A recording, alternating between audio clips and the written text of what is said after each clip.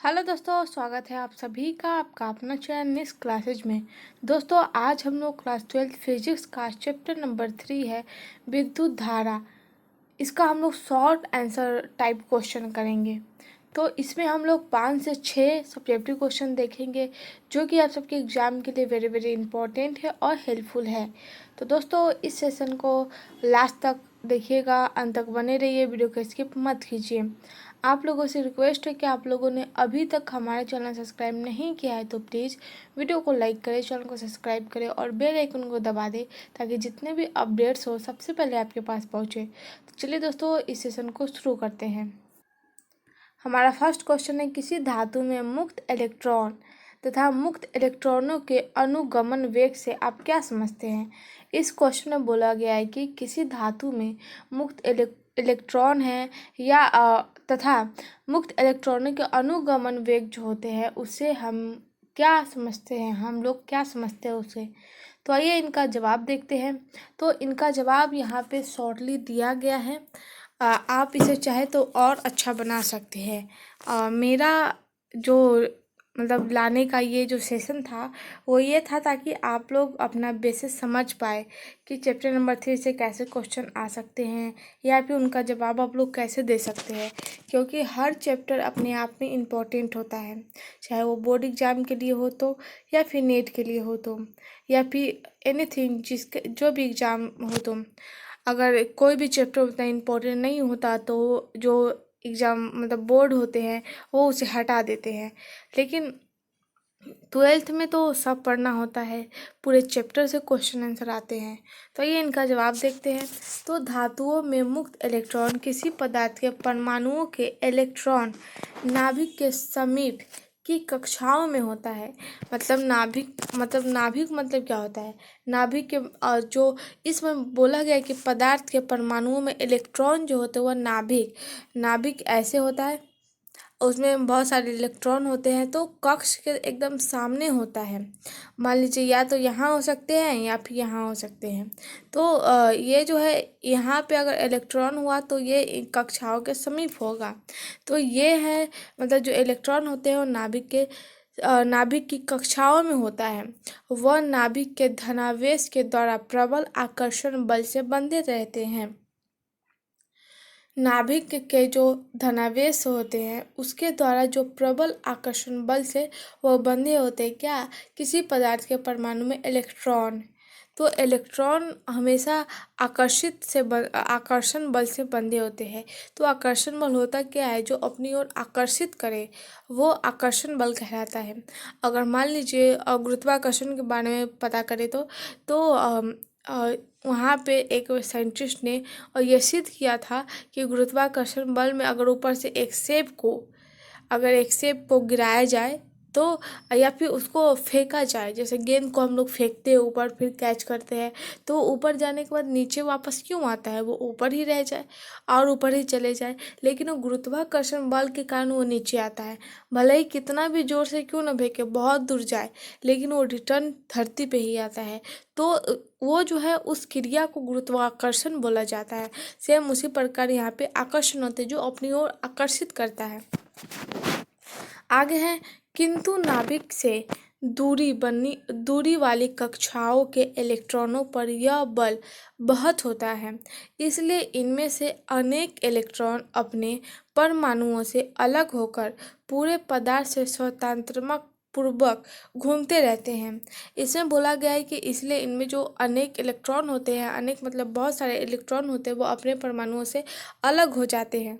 मतलब वो अपने परमाणु से अलग हो जाते हैं और पूरे पदार्थ से स्वतंत्र पूर्वक वो घूमते रहते हैं।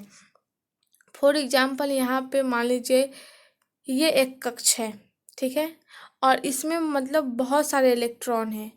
मान लीजिए यहाँ पर इलेक्ट्रॉन है, यहाँ पे इलेक्ट्रॉन है, यहाँ पे इलेक्ट्रॉन है। तो ये सब मतलब वो मुक्त हो जाते हैं और हर जगह, इधर भी है, इधर भी है, इधर भी है, मतलब हर जगह स्वतंत्र रूप से घूमते रहते हैं इलेक्ट्रॉन। तो इसमें यही बोला गया है। आगे देखते हैं, आगे है जिन्हें मुक्त इलेक्ट्रॉन भी कहते हैं। इस मुक्त इलेक्ट्रॉन भी इसे कहा जाता है। तो मुक्त इलेक्ट्रॉन किसे कहते हैं? तो अनेक इलेक्ट्रॉन अपने परमाणुओं से अलग होकर पूरे पदार्थ में स्वतंत्रात्मक रूप से घूमते रहते हैं, जिन्हें हम लोग मुक्त इलेक्ट्रॉन कहते हैं। ये आप शॉर्ट क्वेश्चन भी तैयार कर सकते हैं इससे। तो यही इलेक्ट्रॉन आवेश को पदार्थ के एक स्थान से दूसरे स्थान तक ले जाता है। ये सब जो इलेक्ट्रॉन स्वतंत्रात्मक रूप से घूमते रहते हैं, यही इलेक्ट्रॉन आवेश को पदार्थ के एक स्थान से दूसरे स्थान ले जाता है। अतः किसी ठोस पदार्थ की विद्युत चुंबक चालकता उसके मुक्त इलेक्ट्रॉनों की संख्या पर निर्भर करती है। अतः जो है ठोस पदार्थ की जो विद्युत चालकता होती है, उसके मुक्त इलेक्ट्रॉनों की संख्या पर निर्भर करती है। आगे है, जिन धातुओं में मुक्त इलेक्ट्रॉन की संख्या अधिक होती है वह विद्युत का अच्छा चालक होता है। ये पॉइंट आप नोट कर सकते हैं। ये पॉइंट, जिन धातुओं में मुक्त इलेक्ट्रॉनों की संख्या अधिक होती है। मुक्त इलेक्ट्रॉन मतलब कि वैसा इलेक्ट्रॉन जो अपना स्थान छोड़कर स्वतंत्रात्मक रूप से वह नाभिक या फिर कक्ष के चारों ओर घूमते रहते हैं, उसे हम लोग मुक्त इलेक्ट्रॉन बोलते हैं। वो मुक्त इलेक्ट्रॉन की संख्या अगर अधिक हो, वह विद्युत का अच्छा चालक होती है। चांदी, तांबा, सोना, एल्युमिनियम आदि विद्युत का अच्छा चालक है। ये भी लाइन वेरी वेरी इंपॉर्टेंट है, तो आप चाहे इसे एक मिनट, ये इम्पॉर्टेंट लाइन है। चांदी, तांबा, सोना, एल्युमिनियम ये जो है विद्युत का सबसे अच्छा चालक है। जिन धातुओं में मुक्त इलेक्ट्रॉन की संख्या कम या शून्य होती है, उसे विद्युत का प्रवाह नहीं होता तथा वे विद्युत अचालक होते हैं। विद्युत अचालक किसे कहते हैं? जिन धातुओं में मुक्त इलेक्ट्रॉनों की संख्या कम होती है या फिर शून्य के बराबर होती है या फिर नहीं भी होती। ये तीन मतलब ये हो सकता है, तीन सिचुएशन क्रिएट हो सकता है। सिंपली में आप याद कर लीजिए, जिन धातुओं में मुक्त इलेक्ट्रॉनों की संख्या कम हो या फिर शून्य होती है, उसमें विद्युत का प्रवाह नहीं होता है तथा उसे हम लोग विद्युत अचालक कहते हैं। ये आप लोग याद कर लीजिए। अब बढ़ते आगे, अनुगमन वेग। हम अनुगमन वेग कैसे अनुगमन के बारे में हम क्या समझते हैं वो अब देखते हैं। तो अनुगमन वेग, जब किसी चालक के सिरों पर विभवांतर यानी विभव में अंतर, जब किसी चालक के सिरों पर विभवांतर आरोपित किया जाता है तो वे इलेक्ट्रॉन को त्वरित गति न देकर तार की लंबाई की दिशा में एक अल्पनियत वेग दे पाता है। तार की लंबाई में जो तार की लंबाई की जो दिशा होती है, उसमें एक अल्पनियत वेग दे पाता है। इलेक्ट्रॉन में उस निश्चित वेग को अनुगमन वेग कहते हैं। ये अनुगमन वेग कहते हैं, किसे कहते हैं? जब किसी चालक के सिरों पर विभवांतर आरोपित किया जाता है तो वह इलेक्ट्रॉन को त्वरित गति न देकर तार की लंबाई की दिशा में एक अल्पनियत वेग दे पाता है। इस इलेक्ट्रॉन को, उस निश्चित वेग को हम लोग क्या कहते हैं? अनुगमन कहते हैं। इसे हम लोग VD द्वारा प्रदर्शित करते हैं। ये इंपॉर्टेंट लाइन है, चाहे तो आप इसे लिख सकते हैं नोट में। तो अनुगमन वेग को हम लोग VD से प्रदर्शित करते हैं। तो इस क्वेश्चन का आंसर मिल चुका है। तो चलिए नेक्स्ट क्वेश्चन देखते हैं। हमारा नेक्स्ट क्वेश्चन है, विद्युत धारा तथा अनुगमन वेग में क्या संबंध है, वर्णन करें। तो आइए देखते हैं। तो विद्युत धारा तथा अनुगमन वेग में संबंध, किसी चालक में प्रवाहित धारा की प्रबलता चालक के किसी अनुप्रस्थ परिच्छेद में प्रति सेकंड गुजर अपने विद्युत आवेशों के परिमाण से मापी जाती है। इसमें बोला गया है कि किसी चालक में प्रवाहित जो धारा होती है वो प्रबलता चालक के किसी अनुप्रस्थ परिच्छेद में प्रति सेकंड गुजरने वाली विद्युत आवेशों के परिमाण से मापी जाती है। माना कि किसी धातु के तार के सिरों पर कोई विभवांतर आरोपित करने से उसमें F प्रबलता का विद्युतीय क्षेत्र स्थापित हो जाता है, तो धातु के मुक्त इलेक्ट्रॉन इसे विपरीत दिशा में VD यानी अनुगमन वेग से चलने लगते हैं। तार के किसी परिच्छेद से T सेकंड गुजरने वाले मुक्त इलेक्ट्रॉन द्वारा प्रवाहित आवेश Q होने पर उस तार के विद्युत धारा की प्रबलता I इक्वल Q/T हो जाएगा। अब देखते हैं आगे। माना कि तार के अनुप्रस्थ परिच्छेद का क्षेत्रफल A हो गया, उसमें जो प्रति इकाई आयतन में मुक्त इलेक्ट्रॉनों की जो संख्या हो जाएगी वो n हो जाएगी तथा इलेक्ट्रॉन का अनुगमन वेग जो हो जाएगा वह Vd हो जाएगा। तब तो इलेक्ट्रॉन सेकेंड में तार के अनुप्रस्थ परिच्छेद में से गुजरने वाले इलेक्ट्रॉनों की जो संख्या हो जाएगी वह हो जाएगी n इक्वल में हो जाएगा AVD। n क्या है? इलेक्ट्रॉन की संख्या है, a क्षेत्रफल है और Vd क्या है? अनुच्छेद सॉरी एक मिनट देख लेते हैं। v क्या है? अनुगमन वेग है। तो ये फार्मूला क्रिएट होता है हम लोग के पास। तो इस प्रकार T सेमी में तार के अनुप्रस्थ परिच्छेद से गुजरने वाले इलेक्ट्रॉनों की जो संख्या हो जाएगी वह हो जाएगी इक्वल NaVd और ये सब ब्रैकेट में जाएगा और आ जाएगा साइड में T। तो एक इलेक्ट्रॉन पर आवेश E है तो T में से तार के अनुप्रस्थ परिच्छेद से गुजरने वाले आवेश का परिमाण Q बराबर क्या हो जाएगा? Q बराबर NaVdT इंटू 1 हो जाएगा, सॉरी E हो जाएगा। तो चूँकि जब हम लोग इसको फिर से मतलब ये करेंगे तो Q बराबर तो हम लोग को इतना मिला और यहाँ पे जो है अब निकालते हैं हम लोग T बराबर। तो T बराबर जो है हो जाएगा Q/T। तो Q का मान कितना है? NaVd और गुने E है और बटा में चला जाएगा T, ये नीचे वाला T। तब हम लोग यहाँ पे लिख सकते हैं T से T कट गया, बचा क्या है? NeVd ये बचा, सिर्फ हम लोग के पास इतना आया। तो इस फार्मूला में हम लोग को ये क्रिएट हुआ T इक्वल। तो इसका भी क्वेश्चन का आंसर हो चुके हैं। तो चलिए नेक्स्ट क्वेश्चन देखते हैं हम लोग। एक मिनट।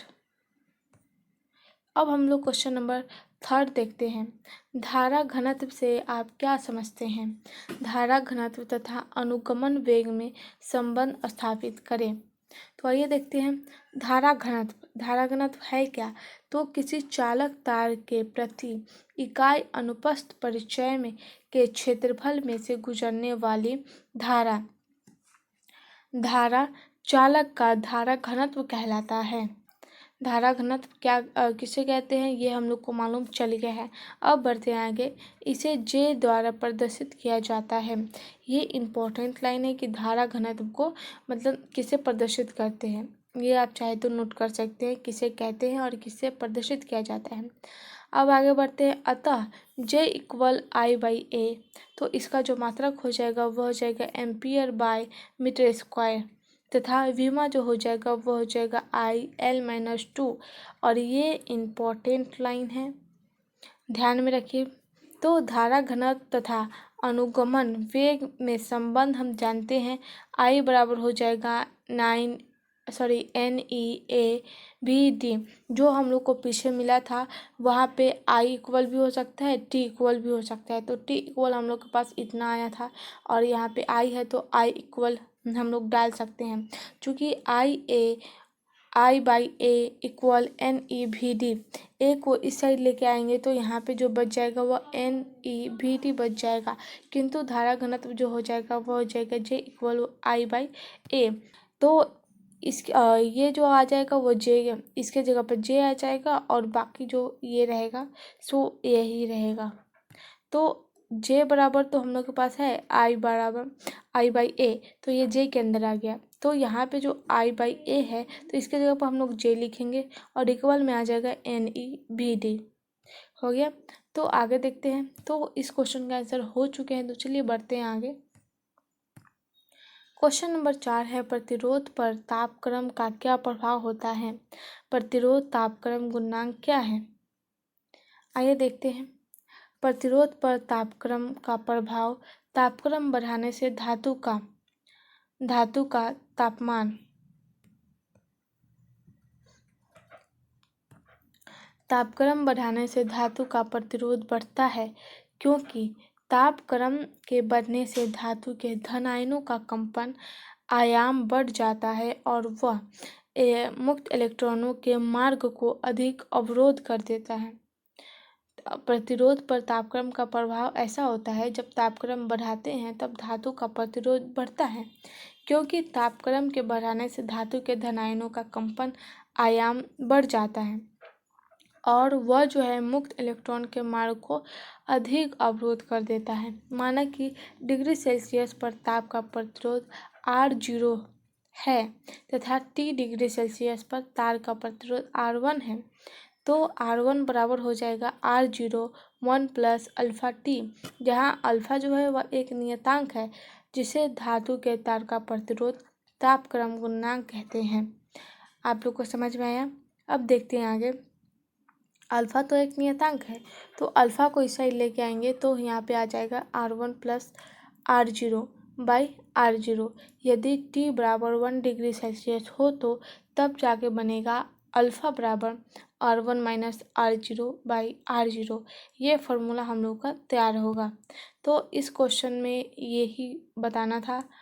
तो आगे देखते हैं। आगे है तार के प्रतिरोध में आंशिक वृद्धि। अब जो होगा तार के प्रतिरोध में आंशिक वृद्धि होगी, उसके बाद अतः एकांक तापक्रम वृद्धि के कारण चालक के प्रतिरोध में जो आंशिक वृद्धि होती है उसे चालक का तापक्रम गुणांक कहते हैं। तो हम लोग को पता चल गया कि तापक्रम गुणांक किसे कहते हैं। तो बढ़ते हैं आगे नेक्स्ट क्वेश्चन। तो हमारा नेक्स्ट क्वेश्चन है, किसी पदार्थ के विशिष्ट प्रतिरोध से आप क्या समझते हैं, इसका SI मात्रक लिखें। तो विशिष्ट प्रतिरोध किसी तार के पदार्थ का विशिष्ट प्रतिरोध का एकांक परिक्षेप क्षेत्रफल पर एकांक लंबाई के तार का प्रतिरोध है। आगे देखते हैं। माना कि किसी तार के पदार्थ का प्रतिरोध R है, परिच्छेद का क्षेत्रफल A है, लंबाई 1 है, तो यहाँ जो फार्मूला आ जाएगा एक मिनट तो यहाँ जो फार्मूला आ जाएगा वो हो जाएगा R इक्वल रो 1/A। ये फार्मूला क्रिएट होगा। तब देखते हैं यहाँ पे लिखा हुआ है, जहाँ पे रो उस पदार्थ का विशिष्ट प्रतिरोध है। जब 1 बराबर I और A बराबर 1, जो रो बराबर R हो, तो किसी तापक्रम और समान लंबाई एवं क्षेत्रफल के अनुप्रस्थ परिच्छेद के तारों का प्रतिरोध भिन्न भिन्न होता है।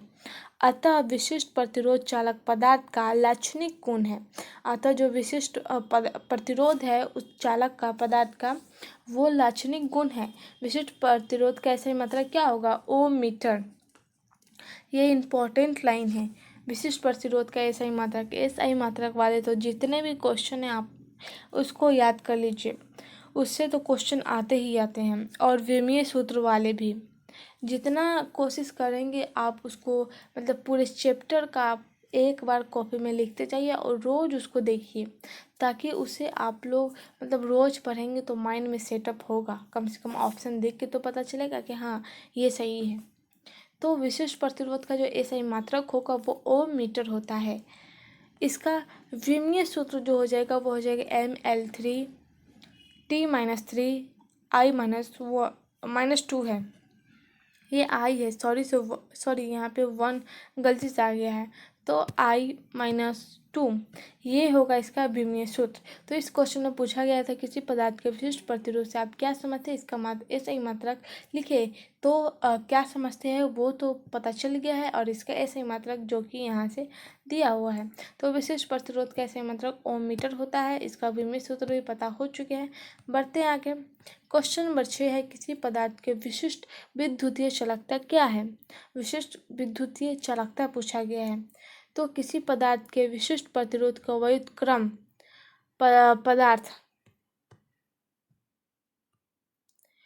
किसी पदार्थ के विशिष्ट प्रतिरोध का व्युत्क्रम उस पदार्थ की विशिष्ट चालकता कहते हैं। विशिष्ट चालकता किसे कहते हैं? उस अविशिष्ट प्रतिरोध के व्युत्क्रम को विशिष्ट चालकता कहते हैं। इसे प्रायः प्रदर्शित किया जाता है किससे? सिग्मा से। इस प्रकार सिग्मा बराबर 1/ρ होगा। चूँकि रो बराबर हो जाएगा E/J, इसलिए सिग्मा बराबर हो जाएगा 1/E/J। तो 1 है तो इसको हम चेंज कर सकते हैं। तो सिग्मा इक्वल हो जाएगा, रो का मान इतना है और ऊपर में यहाँ पे दिया हुआ है तो E/J लिखेंगे। अब आगे का जो प्रोसेस होगा ये J जो हो जाएगा वो ऊपर आ जाएगा, तो इसके जगह पर हम लोग लिखेंगे J/E। तो सिग्मा बराबर हम लोग के पास प्राप्त हुआ J/E, या फिर J बराबर सिग्मा/E ये भी लिख सकते हैं। तो SI में इसका मात्रक जो हो जाएगा वो हो जाएगा O-1 मीटर-1, या फिर μ/मीटर, या फिर साइमेन/मीटर। ये 3 है, आप चाहे तीनों को याद कर सकते हैं। ये सब आप सबके लिए ही बेनिफिट है, तो आप देख लीजिए आप कैसे इसे याद कर सकते हैं। तो चलिए आज का सेशन यहीं तक था। Thank you for watching this video. मिलते हैं अगले सेशन में। अभी के लिए बस इतना ही। धन्यवाद।